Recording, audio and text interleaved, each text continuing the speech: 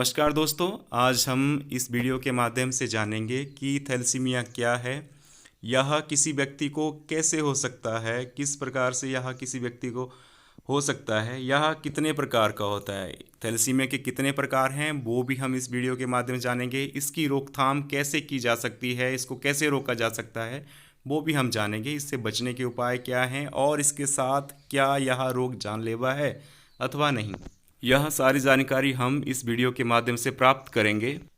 जैसा कि हमें अवगत है कि विश्व थैलेसीमिया दिवस हर साल 8 मई को मनाया जाता है ताकि थैलेसीमिया से पीड़ित सभी रोगियों के जीवन को बेहतर बनाने की कोशिशों में लगे कड़ी मेहनत कर रहे वैज्ञानिकों को सम्मान दिया जाए। तो आइए हम जानते हैं इस बीमारी के बारे में कि यह किस प्रकार किसी व्यक्ति को प्रभावित कर सकती है। दोस्तों, थैलेसीमिया एक आनुवंशिक रक्त विकार है जो माता पिता से बच्चों में आता है। इस बीमारी में शरीर में हीमोग्लोबिन और आरबीसी का उत्पादन करने की क्षमता प्रभावित होती है।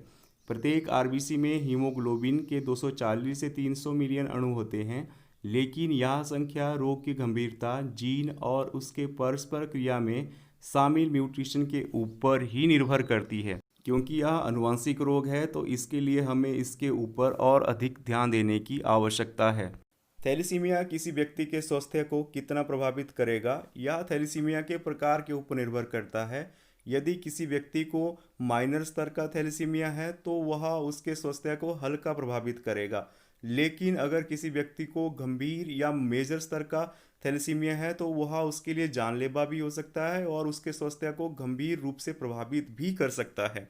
इसके साथ साथ हमें अनेक प्रकार की स्वास्थ्य संबंधी समस्याओं का भी सामना करना पड़ता है, जैसे कि हड्डियों में कमजोरी, हृदय की बीमारियां, आयरन की अधिकता, लीवर, हड्डियां, गाल और तिल्ली का बढ़ना, पीलिया इत्यादि। थैलेसीमिया में सबसे प्रमुख समस्या जो अधिकतर लोगों को महसूस होती है वो है हड्डियों के जोड़ों में दर्द का होना, क्योंकि थैलेसीमिया हड्डियों को कमज़ोर कर देता है जिसके कारण यह दर्द उत्पन्न होता है। कथित तौर पर भारत में हर साल लगभग 7 से 10 हज़ार बच्चे इस बीमारी से पीड़ित होते हैं। थैलेसीमिया के कई प्रकार हैं, जैसे बीटा थैलेसीमिया, डेल्टा थैलेसीमिया और अल्फा थैलेसीमिया। थैलेसीमिया के तीनों प्रकार रक्त विकार से संबंधित हैं जो हमारे शरीर में हीमोग्लोबिन के उत्पादन क्षमता को कम कर देते हैं, जिसके कारण हमारे शरीर के अनेक भागों में ऑक्सीजन सही मात्रा में नहीं पहुंच पाती है, जिसके कारण हमारे शरीर में अनेक प्रकार की समस्याएं उत्पन्न होने लगती हैं। जैसा कि हम जानते हैं कि थैलेसीमिया एक वंशानुगत बीमारी है जो पीढ़ी दर पीढ़ी आगे बढ़ती रहती है। इसे पूरी तरह से रोका तो नहीं जा सकता, लेकिन डॉक्टर माता पिता का परीक्षण करके इसे बच्चों में स्थानांतरित होने से रोक सकते हैं, पर यह भी सिर्फ माइनर केसेस में ही संभव हो सकता है। मेजर केसेस में ऐसा कर पाना संभव नहीं है।